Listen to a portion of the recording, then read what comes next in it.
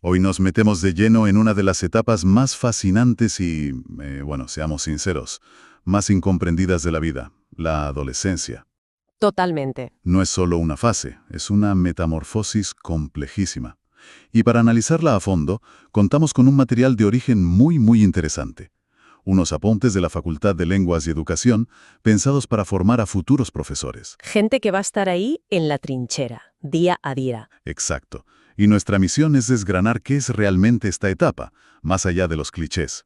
Y todo va a girar en torno a una pregunta que plantean los propios textos, y que me parece fundamental. ¿La adolescencia es una etapa biológica universal, algo que nos pasa a todos, o es más bien una invención cultural y social? Pues mira, esa es la pregunta del millón, ¿no? Porque la respuesta, y esto es lo que lo hace tan interesante, es que es las dos cosas a la vez. Ah, claro, esa dualidad es la clave para entenderlo todo. Para comprender la adolescencia hay que mirar a dos sitios.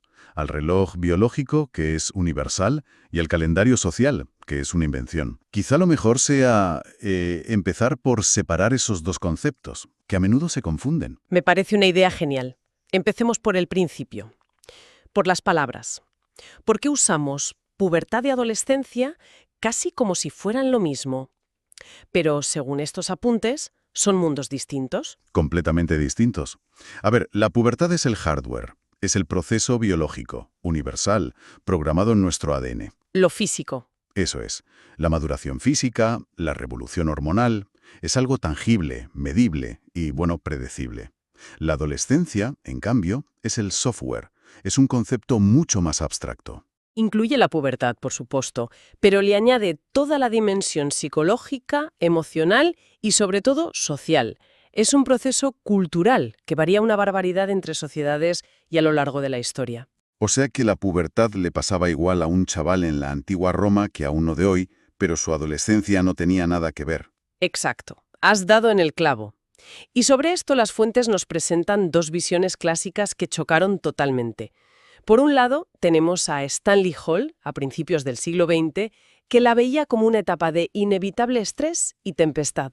La famosa expresión alemana, ¿no? El Sturm und Drang. Esa misma. Un periodo turbulento, de conflictos. Para él era casi biológico. Pero décadas después llegó la antropóloga Margaret Mead. Se fue a Samoa y lo puso todo patas arriba. ¿Y qué descubrió allí? Pues observó que allí la transición a la vida adulta era mucho más suave, más integrada, y concluyó que la adolescencia no tenía por qué ser traumática, que la tempestad de Hall no era universal, sino un producto de nuestra sociedad occidental. Interesante. Y esto nos lleva a una idea todavía más radical que citan los textos, la del sociólogo Musgrove. A ver. Decía, y es una frase para embarcar, que el adolescente fue inventado al mismo tiempo que la máquina de vapor. Espera.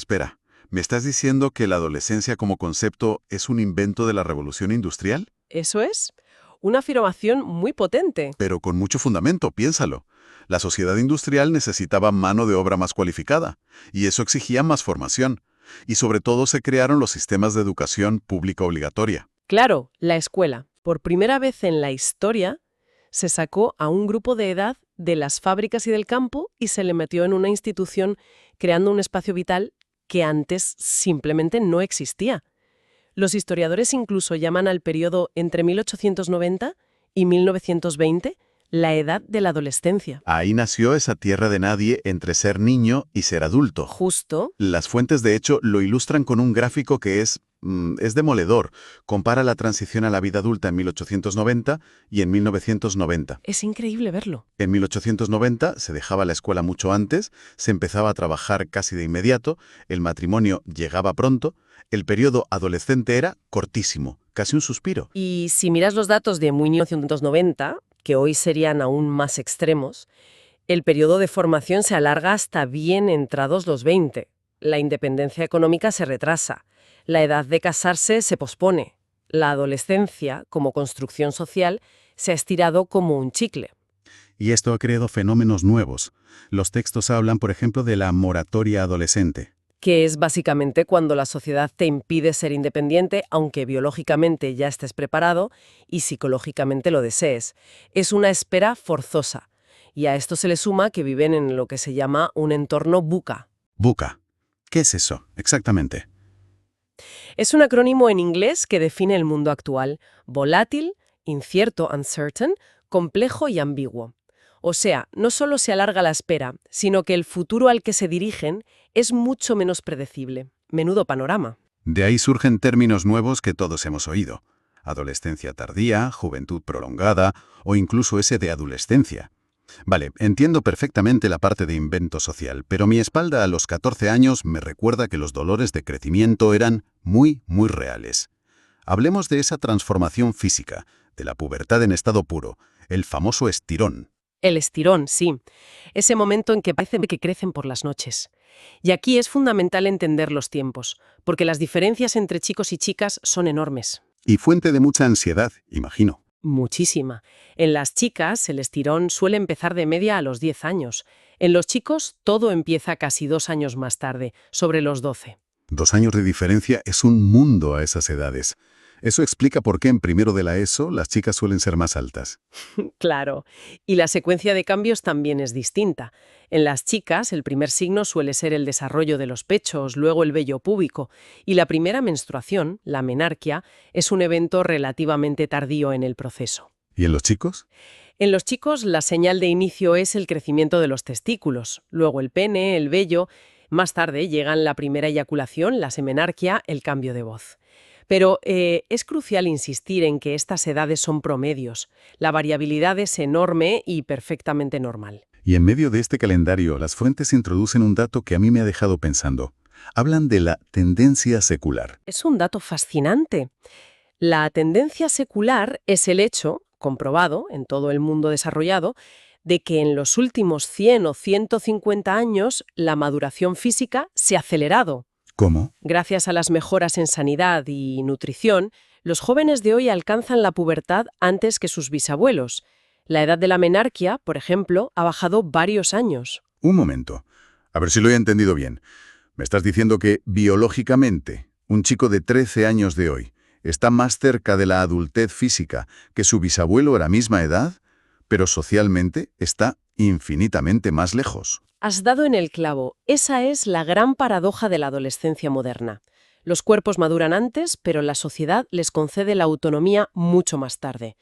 La brecha entre la madurez biológica y la social no para de crecer. Una brecha que tiene que ser muy difícil de gestionar. Y la cosa no acaba ahí. El cerebro también está, ¿eh? En plena obra. Una remodelación masiva. Una remodelación total. Los textos lo explican con 2 procesos clave. El primero es la poda sináptica. El cerebro hace limpieza. Corta las conexiones neuronales que no se usan para reforzar las que sí.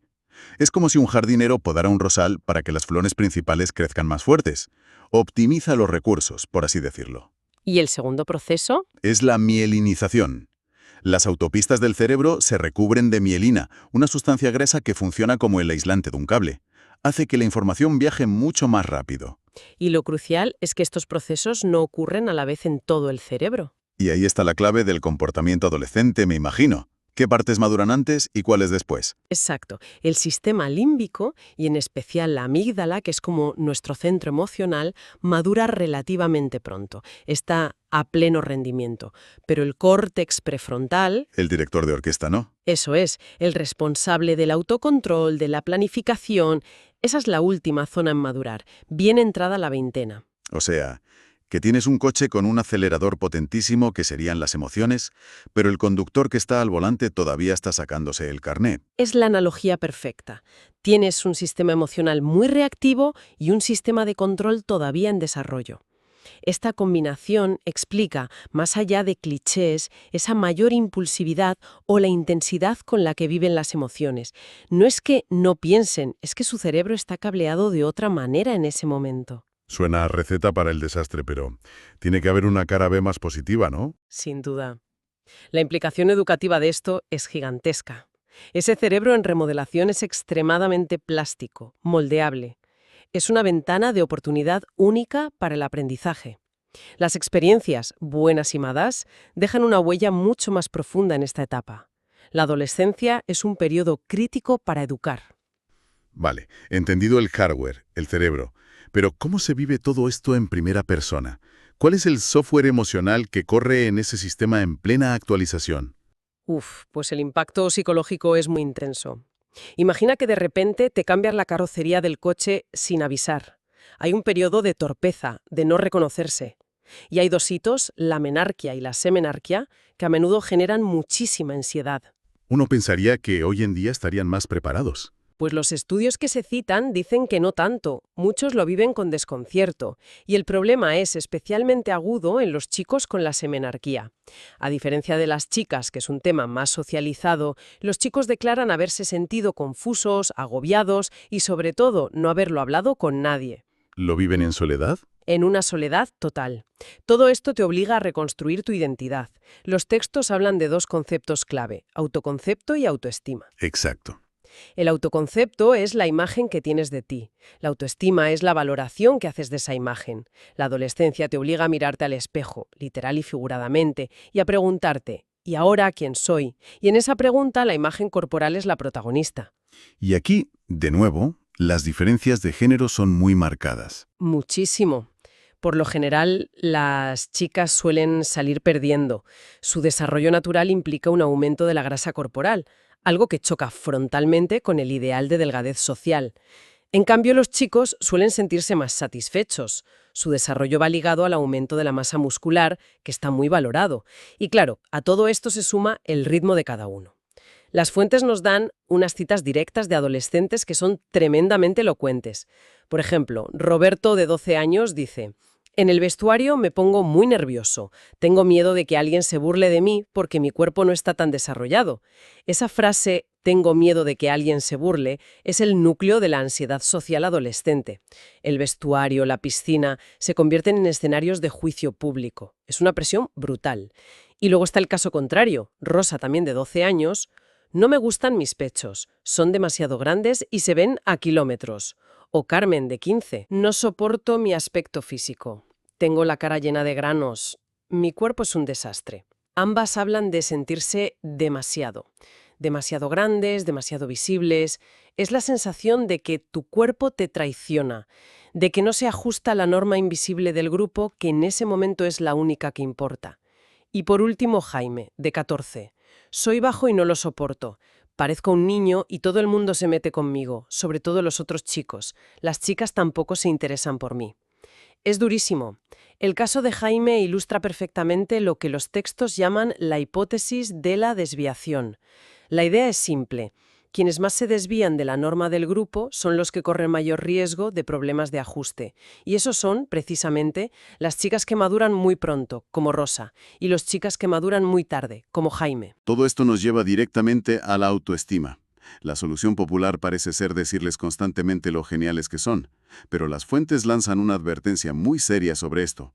Hablan de la falsa autoestima. Sí, es una crítica muy interesante. Argumenta que esta cultura de alabar por sistema, de proteger de cualquier fracaso solo para que se sientan bien, crea una autoestima artificial de invernadero. Es una burbuja muy frágil. Entiendo la crítica, pero ¿dónde está la línea? Una cosa es el elogio vacío y otra el apoyo emocional que, evidentemente, un adolescente necesita. La clave, según el texto, no está en el elogio, sino en la fuente de la satisfacción. La verdadera autoestima, la sólida, no se alimenta de que te digan «eres un campeón», sino de la satisfacción que uno siente cuando consigue algo por su propio esfuerzo. El «lo he conseguido» después de haber trabajado duro. Exacto. Se construye sobre cimientos de perseverancia, fortaleza y el hábito del trabajo bien hecho. No es un regalo que se da, es una conquista que se logra. Ha sido un análisis increíble. Empezamos preguntándonos si la adolescencia era biología o cultura, y creo que la respuesta es que es un cóctel explosivo de las dos. Una metamorfosis biológica que se vive dentro de un marco social que no para de cambiar las reglas. Totalmente. Y en medio, un cerebro en plenas obras. Y una persona intentando responder a la pregunta del millón, ¿quién soy ahora? Pues sí. Y todo esto que hemos hablado, especialmente esa idea de que la adolescencia se alarga, nos deja con una reflexión final. Una pregunta para el futuro, que se deriva de las fuentes. Adelante. Hemos visto que la independencia se retrasa cada vez más, que vivimos en un entorno mucho más complejo. Y esto nos lleva a preguntarnos, ¿estamos asistiendo al nacimiento de una nueva etapa vital? Una fase que ya no es la adolescencia que conocimos, pero que tampoco es la adultez plena. Quizás esa etapa entre los 20 y los 30 años está cristalizando en algo nuevo. La pregunta que queda en el aire es, ¿cómo se redefinirá la experiencia de hacerse mayor en las próximas décadas?